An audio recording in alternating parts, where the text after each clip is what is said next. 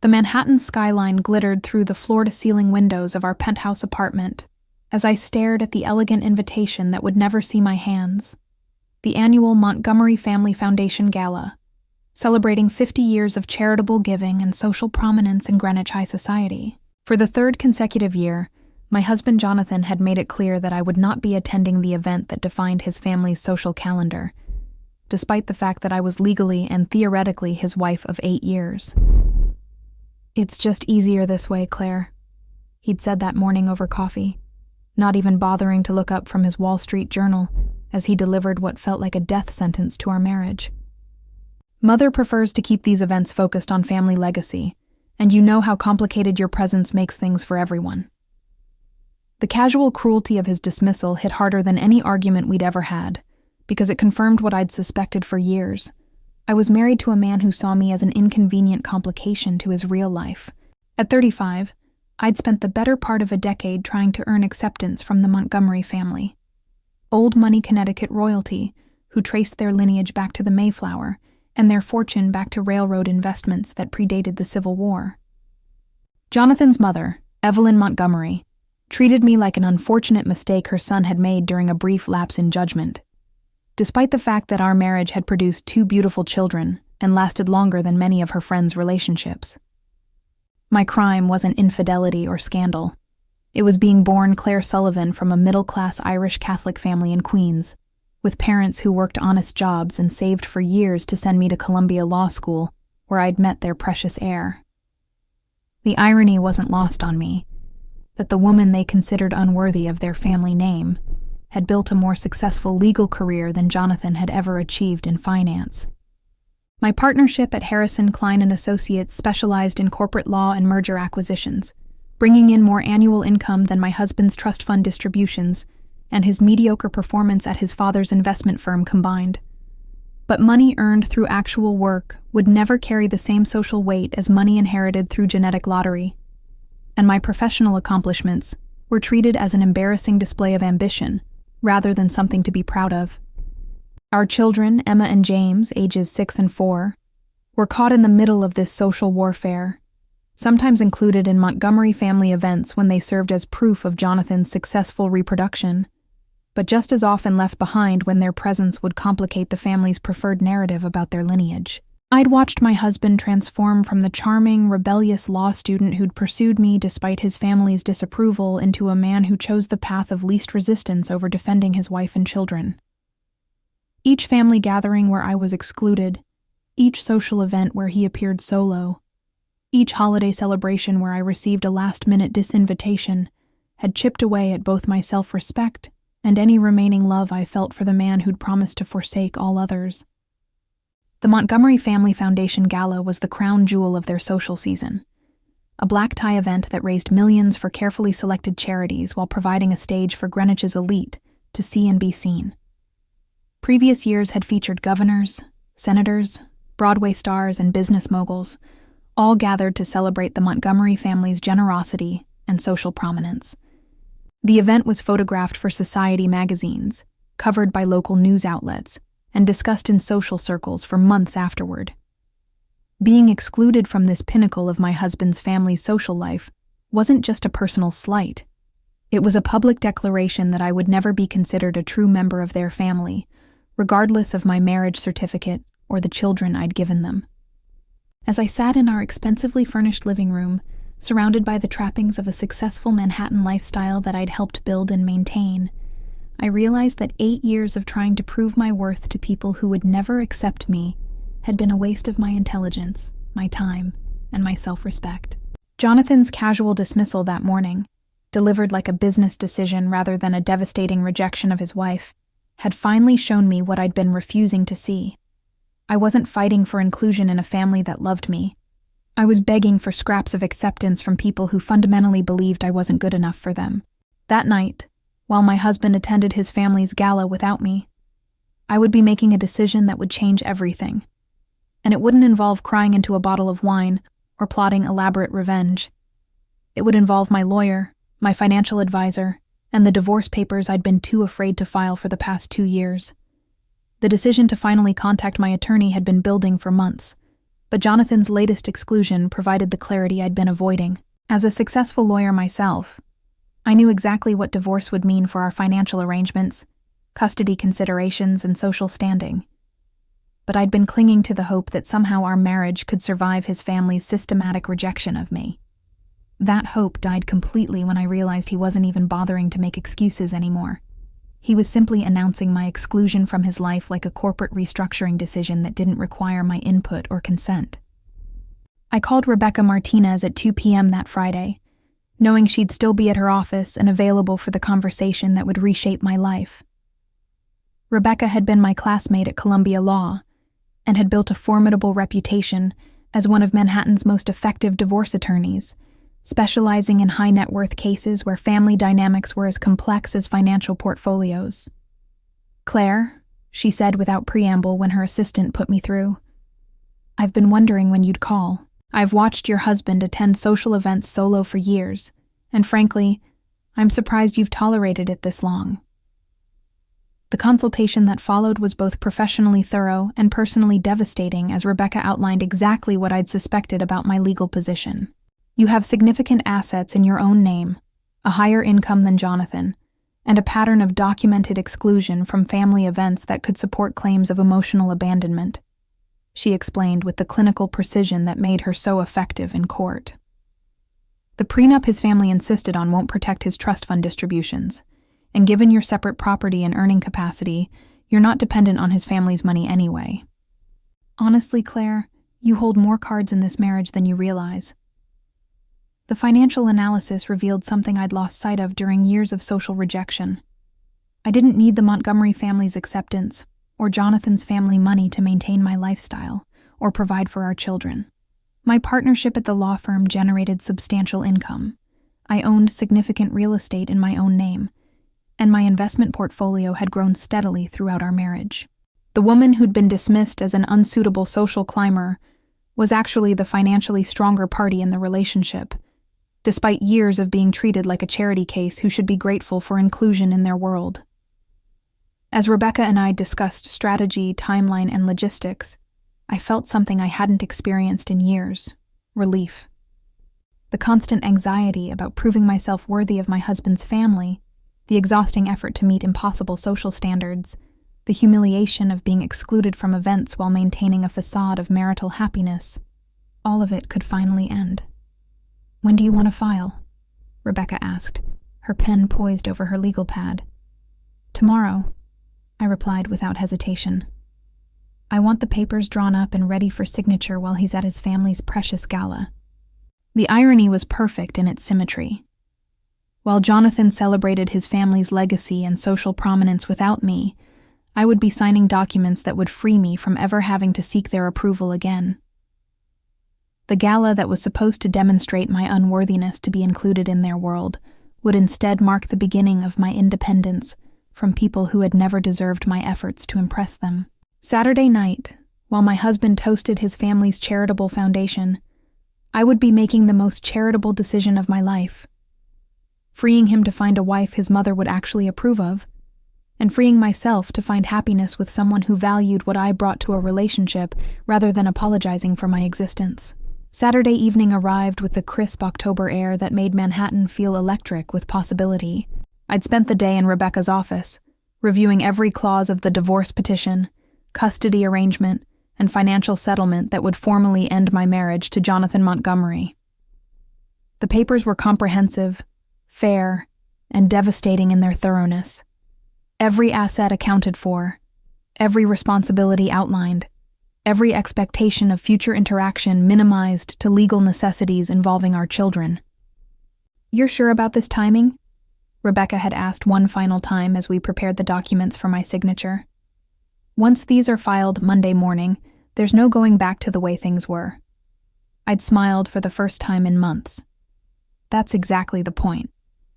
While Jonathan was getting dressed in his custom-tailored tuxedo 3 floors above me in our bedroom, I was in my home office preparing for a different kind of formal occasion. I'd chosen to wear my favorite black dress, not because I was mourning the end of my marriage, but because black felt appropriate for the death of my old life and the birth of my new independence. The contrast wasn't lost on me. My husband was preparing to celebrate his family's legacy, while I was preparing to permanently separate myself from that legacy and everything it represented.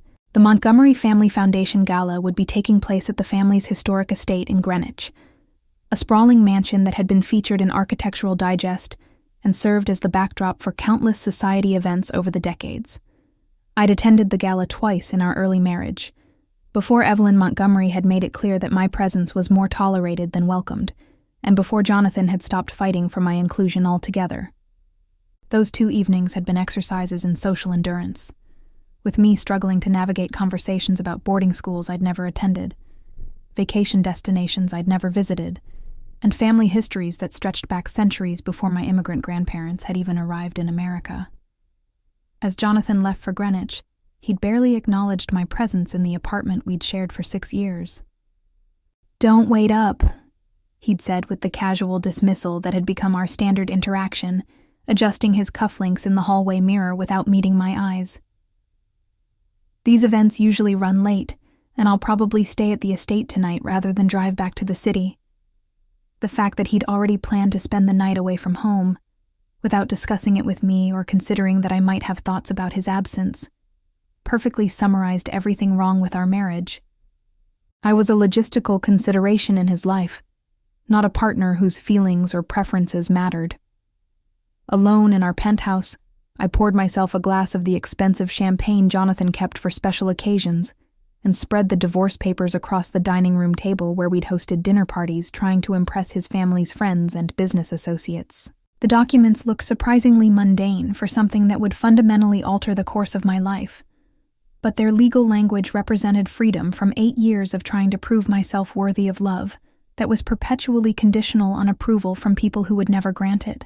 I signed each page with the gold pen my law firm had given me when I made partner, a symbol of the professional success I'd achieved, while my husband's family treated me like an embarrassing social liability.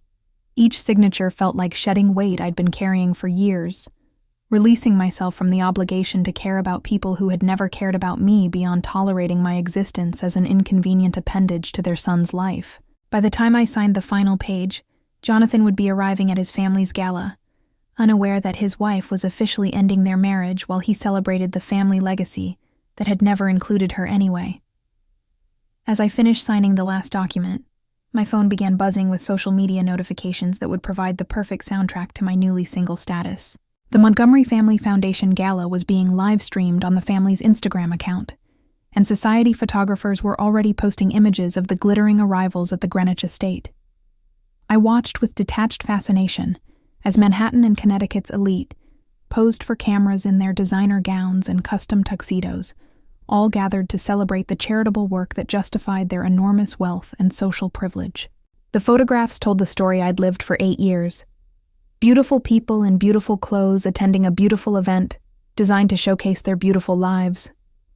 There was Governor Richardson and his wife, Senator Blackwell with her husband, Broadway star Marina Chen, and dozens of other luminaries who moved in the rarefied social circles where my husband felt most comfortable. And there, looking perfectly at home among the social elite, was Jonathan, photographed arriving solo, smiling confidently for cameras, his arm around his mother as they posed for the society reporters who would feature their image in next week's magazines. The live stream provided real-time footage of the cocktail reception, and I found myself studying my husband's interactions with a clinical detachment that surprised me. He moved through the crowd with the easy confidence of someone who'd never doubted his place in this world, greeting family friends and business associates with the casual familiarity of shared social status. This was the version of Jonathan I'd fallen in love with in law school, charming, intelligent, effortlessly social.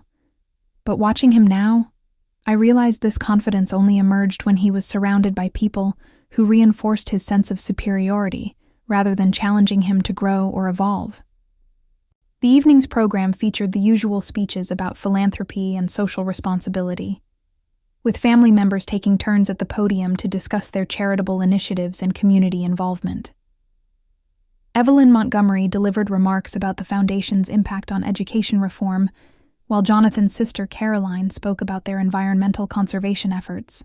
The presentations were polished and heartfelt, showcasing genuinely important work that had improved countless lives over the decades. But watching from my apartment, I couldn't ignore the irony that a family so committed to helping strangers had been incapable of showing basic kindness to the woman who'd married into their circle. When Jonathan took the microphone to discuss the Foundation's newest initiative, a scholarship program for underprivileged students attending law school, I felt a complex mix of emotions watching him speak passionately about providing opportunities for young people from backgrounds similar to mine. The scholarship recipients he described could have been me 20 years ago, first-generation college students from working-class families, struggling to afford elite education that would open doors previously closed to their social class. Yet somehow, his family's commitment to helping people like me in theory hadn't translated into accepting someone like me in their personal lives. The most revealing moment came during the toast that traditionally concluded the evening's formal program. Jonathan raised his champagne glass to honor the Montgomery family legacy of service, tradition, and commitment to making the world better for future generations. His words were beautiful and inspiring, delivered with the polished eloquence that had made me fall in love with him years ago. But as he spoke about family tradition and commitment, I realized he was celebrating values he'd failed to honor in his own marriage: service to his wife and children, tradition of loyalty and support, commitment to making his family's world better rather than easier for his mother's social preferences. The live stream continued past midnight, showing the after-party that always followed the formal gala, a more intimate gathering where the family's closest friends and most important donors were invited to continue celebrating in the estate's private quarters. I watched Jonathan laughing with college friends, dancing with his sister, and engaging in the kind of relaxed, genuine interactions that I rarely saw when he was at home with me and our children. This was the life he'd chosen over fighting for our marriage. A world where he never had to defend controversial choices or navigate complex family dynamics, because everyone present shared the same background, values, and social expectations. As I closed my laptop and gathered the signed divorce papers into their legal folder, I felt something unexpected. Gratitude. Not gratitude for 8 years of marriage that had often felt like an endurance test, but gratitude for the clarity this evening had provided about what I truly wanted from a life partner. Watching Jonathan thrive in an environment that explicitly excluded me had shown me that we weren't just incompatible. We were fundamentally living different lives that happened to overlap in legal and logistical ways, but not in any meaningful emotional sense. My phone rang just after 1 a.m., displaying Jonathan's name with the distinctive ringtone I'd assigned to his calls years ago, when hearing from him still brought excitement rather than dread. "Claire?" His voice was slightly slurred from champagne and celebration. "Just wanted to let you know I'm staying at the estate tonight. The party's still going, and it's easier than driving back to the city." His tone was cheerful and relaxed in a way it never was when he spoke to me from our apartment, confirming what I'd suspected. He was happier when I wasn't part of his social equation. "That's fine, Jonathan," I replied, my voice calm and neutral. "Actually, it's perfect timing. I have something important to tell you when you get home tomorrow." He paused, probably trying to read my tone through his champagne-induced haze. "Everything okay? Kids all right?" His immediate assumption that something was wrong with our children rather than our marriage revealed how disconnected he'd become from my emotional state and our relationship dynamics. "The children are fine," I assured him. "This is about us. We'll talk when you get back." After ending the call, I walked through our apartment one last time as a married woman, seeing our shared space with new eyes. The expensive artwork we'd collected together, the furniture we'd carefully selected, the photographs documenting 8 years of marriage and 2 children. All of it felt like evidence of a life I'd been trying to make work, rather than a life that had ever felt naturally comfortable or fulfilling. Tomorrow, Jonathan would return from his family's celebration to discover that while he'd been toasting tradition and legacy, his wife had been choosing freedom and independence. The signed divorce papers sat in their folder on the dining room table, waiting for Monday morning when Rebecca would file them with the court and officially begin the legal process of ending our marriage. But emotionally, psychologically, and spiritually. My marriage had ended the moment my husband told me not to attend his family's most important social event because my presence would be inconvenient. The gala that was supposed to demonstrate my unworthiness had instead provided the perfect backdrop for reclaiming my self-respect and choosing a life where I would never again have to earn basic human consideration from people who were supposed to love me unconditionally. Sunday morning arrived with the kind of autumn sunshine that made Manhattan feel full of promise and possibility. I woke up alone in our king-sized bed, but instead of the loneliness that usually accompanied Jonathan's absences, I felt a lightness I hadn't experienced in years. The children were spending the weekend with my parents in Queens, a regular arrangement that gave Jonathan and me time for social obligations, or couple time that rarely materialized into actual connection. Today, their absence meant I could prepare for the conversation that would reshape all of our lives without having to manage their emotional needs while processing my own. Jonathan returned to the apartment around noon, looking tired but satisfied from his evening celebrating with Greenwich Society. He moved through our home with the casual confidence of someone who assumed everything would be exactly as he'd left it, dropping his tuxedo jacket on the bedroom chair and heading to the kitchen for coffee without acknowledging that his wife might have thoughts or feelings about his overnight absence. "Great party last night," he said, scrolling through his phone to look at photos from the event. "Mother was pleased with the turnout, and we raised more money than ever for the scholarship fund." "I'm glad it was successful," I replied, setting a cup of coffee in front of him at our breakfast bar. It looked beautiful from the photos I saw online. He glanced up, surprised that I'd been following the event remotely. "You were watching?" he asked, as if the idea that his wife might be interested in his family's most important social gathering was an unexpected revelation. "Of course I was watching, Jonathan. It's your family's biggest event of the year. The fact that I wasn't invited doesn't mean I wasn't curious about how it went." The reminder of my exclusion seemed to make him uncomfortable, and he shifted in his chair while continuing to look at his phone rather than making eye contact with me. "About that," he said finally, "I know these family events can be challenging for you, and Mother thinks it's just easier when the focus stays on the foundation's work rather than getting complicated by family dynamics." His explanation was so divorced from reality that I almost admired his ability to reframe deliberate exclusion as consideration for my feelings. "Jonathan," I said, my voice calm but carrying an authority that made him finally look up from his phone, "I need you to sit down and really listen to what I'm about to tell you." Something in my tone must have penetrated his post-party haze, because he set his phone aside and gave me his full attention for the first time in months. "Last night, while you were celebrating your family's legacy and charitable work, I spent the evening signing divorce papers. They'll be filed tomorrow morning, and this marriage will officially be over." The silence that followed was profound. I watched the information process across his face: confusion, disbelief, shock, and finally a flicker of something that might have been relief. "You can't be serious," he said, though his tone suggested he was beginning to understand that I was entirely serious. "Claire, I know last night was difficult, but we can work through this. We always do."